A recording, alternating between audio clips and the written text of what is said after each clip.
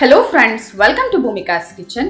ನಾನಿವತ್ತು ಸ್ಪೆಷಲ್ ಆಗಿರೋ ಟೇಸ್ಟಿ ಆಗಿರೋವಂಥ ಮೂಲಂಗಿ ಚಟ್ನಿ ಮಾಡೋದು ಹೇಗೆ ಅಂತ ತೋರಿಸ್ತೀನಿ. ಮೂಲಂಗಿ ಸ್ಮೆಲ್ ಯಾರಿಗೆ ಇಷ್ಟ ಆಗಲ್ಲ ಅಂಥವ್ರಿಗಂತೂ ಈ ಚಟ್ನಿ ಮಾಡಿಕೊಟ್ರೆ ಅವ್ರಿಗೆ ಮೂಲಂಗಿಯಿಂದ ಈ ಚಟ್ನಿ ಮಾಡಿಕೊಟ್ಟಿರೋದು ಅಂತ ಗೊತ್ತೇ ಆಗೋದಿಲ್ಲ. ಅಷ್ಟು ರುಚಿಯಾಗಿರುತ್ತೆ. ಚಪಾತಿ, ರೊಟ್ಟಿ, ದೋಸೆ, ಅನ್ನ ಎಲ್ಲದ್ರ ಜೊತೆ ತುಂಬಾ ರುಚಿಯಾಗಿರುತ್ತೆ. ಇದನ್ನು ತುಂಬ ಫಾಸ್ಟಾಗಿ ಈಸಿಯಾಗಿ ಮಾಡ್ಬೋದು. ಮಾಡೋದು ಹೇಗೆ ಅಂತ ತೋರಿಸ್ತೀನಿ.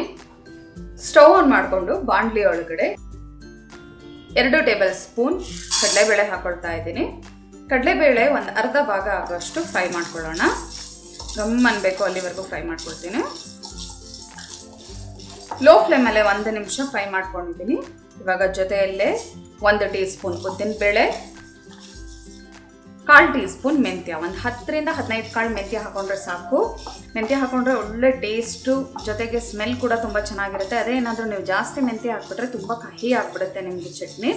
ಚೆನ್ನಾಗಿ ಫ್ರೈ ಮಾಡ್ಕೊಳ್ತೀನಿ ತುಂಬ ಘಮ ಅನ್ನೋವರೆಗೂ.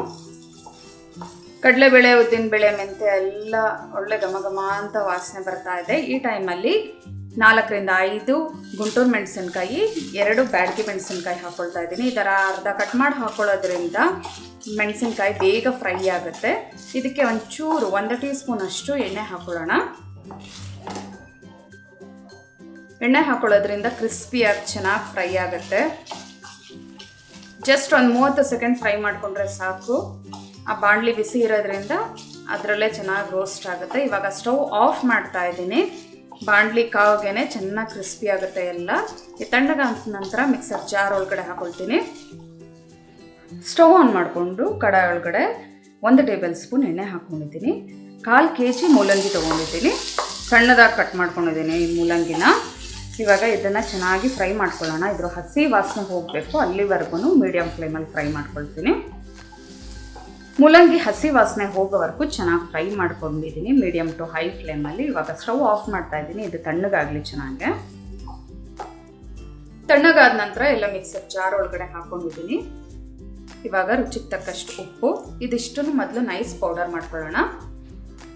ಮೊದಲು ಇದನ್ನೆಲ್ಲ ಪೌಡ್ರ್ ಮಾಡ್ಕೊಂಡ ನಂತರ 4 ಬೆಳ್ಳುಳ್ಳಿ, 3 ಟೇಬಲ್ ಸ್ಪೂನ್ ಹಸಿ ತೆಂಗಿನ ತುರಿ, 2 ಟೇಬಲ್ ಸ್ಪೂನ್ ಅಷ್ಟು ಕೊತ್ತಂಬರಿ ಸೊಪ್ಪು,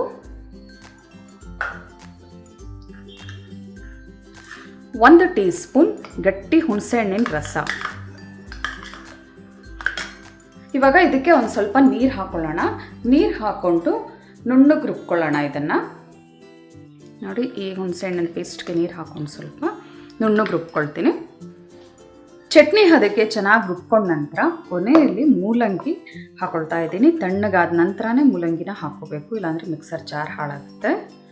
ಇವಾಗ ಇದನ್ನು ಜಸ್ಟ್ ಒಂದು 3-4 ಸಲ ರಿವರ್ಸ್ ಡೈರೆಕ್ಷನಲ್ಲಿ ಪಲ್ಸ್ ಮಾಡೋಣ. ತುಂಬ ನೈಸಾಗಿ ರುಬ್ಬಾರ್ದು, ತರ್ತರಿಯಾಗಿರ್ಬೇಕು ಇದು. ಒಂದು 4ರಿಂದ 5 ಸಲ ಜಸ್ಟ್ ರಿವರ್ಸ್ ಡೈರೆಕ್ಷನಲ್ಲಿ ಪಲ್ಸ್ ಮಾಡ್ಕೊಂಡಿದ್ದೀನಿ. ನೋಡಿ, ನಿಮ್ಮ ಕೈಯಲ್ಲಿ ಹಿಂಗೆ ಎತ್ಕೊಂಡ್ರೆ ತರ್ತರಿಯಾಗಿರುತ್ತೆ. ತುಂಬ ನೈಸ್ ಪೇಸ್ಟ್ ರುಬ್ಬಿಟ್ರೆ ನೀವು ರುಚಿ ಅಷ್ಟು ಚೆನ್ನಾಗಿರೋದಿಲ್ಲ. ನೀವು ಒಣಗಿದ ಮೆಣಸಿನ್ಕಾಯಿ ಜಾಗದಲ್ಲಿ ಹಸಿ ಮೆಣಸಿನ್ಕಾಯಿ ಕೂಡ ಹಾಕೋಬೋದು, ಆದರೆ ಒಣಗಿದ ಮೆಣಸಿನ್ಕಾಯಿ ಹಾಕಿದ್ರೆ ತುಂಬಾ ಟೇಸ್ಟ್ ಚೆನ್ನಾಗಿರುತ್ತೆ. ಇವಾಗ ಇದನ್ನು ಒಂದು ಬೌಲ್ಗೆ ಟ್ರಾನ್ಸ್ಫರ್ ಮಾಡಿಕೊಂಡು ಇದಕ್ಕೊಂದು ಒಗ್ಗರಣೆ ಹಾಕೊಳ್ತೀನಿ. ಆಹಾ, ಘಮ ಘಮ ಅನ್ನೋ ಸಾಸಿವೆ, ಇಂಗು, ಕರಿಬೇವಿನ ಸೊಪ್ಪಿನ ಒಗ್ಗರಣೆ ಹಾಕಿದ್ದೀನಿ. ಮನೆಯೆಲ್ಲ ಗಮ್ಮ ಅಂತ ಇದೆ ಈ ಒಗ್ಗರಣೆ ವಾಸನೆಗೆ. ಇದನ್ನು ಹಾಕ್ಕೊಂಡು ಮಿಕ್ಸ್ ಮಾಡ್ಕೊಳ್ಳೋಣ. ಸರ್ವ್ ಮಾಡೋದಕ್ಕೆ ಮೂಲಂಗಿ ಚಟ್ನಿ ರೆಡಿ ಇದೆ. ನೋಡಿದ್ರಲ್ಲ ಎಷ್ಟು ಹೆಲ್ತಿಯಾಗಿರೋವಂಥ ಮೂಲಂಗಿ ಚಟ್ನಿನ ಎಷ್ಟು ಬೇಗ ಮಾಡ್ಬೋದು ಅಂತ. ಚಪಾತಿ, ದೋಸೆ, ರೊಟ್ಟಿ ಎಲ್ಲದರ ಜೊತೆಗೂ ಒಳ್ಳೆ ಕಾಂಬಿನೇಷನ್. ಇಡ್ಲಿ ಕೂಡ ನೀವು ಸರ್ವ್ ಮಾಡ್ಬೋದು. ಯಾರಿಗೂ ಗೊತ್ತೇ ಆಗೋದಿಲ್ಲ ಇದು ಮೂಲಂಗಿಯಿಂದ ಮಾಡಿರೋವಂಥ ಚಟ್ನಿ ಅಂತ. ವೈಟ್ ರೈಸಿಗೆ ಕೂಡ ಚೆನ್ನಾಗಿರುತ್ತೆ. ಸರ್ವ್ ಮಾಡೋದಕ್ಕೆ ಮೂಲಂಗಿ ಚಟ್ನಿ ರೆಡಿ ಇದೆ. ನೀವು ಕೂಡ ಇದನ್ನು ಟ್ರೈ ಮಾಡಿ ಹೇಗಿದೆ ಅಂತ ನನಗೆ ಕಮೆಂಟ್ ಬಾಕ್ಸಲ್ಲಿ ತಿಳಿಸಿ. ಈ ರೆಸಿಪಿ ನಿಮ್ಗೆ ಇಷ್ಟ ಆಗಿದ್ರೆ ಲೈಕ್ ಮಾಡಿ, ಶೇರ್ ಮಾಡಿ. ಚಾನಲ್ಗಿನ್ನೂ ಸಬ್ಸ್ಕ್ರೈಬ್ ಆಗಿಲ್ಲ ಅಂದರೆ ಆದಷ್ಟು ಬೇಗ ಸಬ್ಸ್ಕ್ರೈಬ್ ಆಗಿ. Thanks for watching. Hello friends, ನನ್ನ ವಿಡಿಯೋ ಇಷ್ಟ ಆಗಿದ್ದರೆ ಲೈಕ್ ಮಾಡಿ, ಹಾಗೆ ನನ್ನ ಚಾನಲ್ಗೆ ಸಬ್ಸ್ಕ್ರೈಬ್ ಆಗಿ. ಪಕ್ಕದಲ್ಲೇ ಇರೋ ಬೆಲ್ ಐಕಾನ್ ಪ್ರೆಸ್ ಮಾಡೋದ್ರಿಂದ ನಾನು ಹಾಕೋ ಪ್ರತಿಯೊಂದು ವಿಡಿಯೋ ನೋಟಿಫಿಕೇಷನ್ ನಿಮಗೆ ಬರುತ್ತೆ.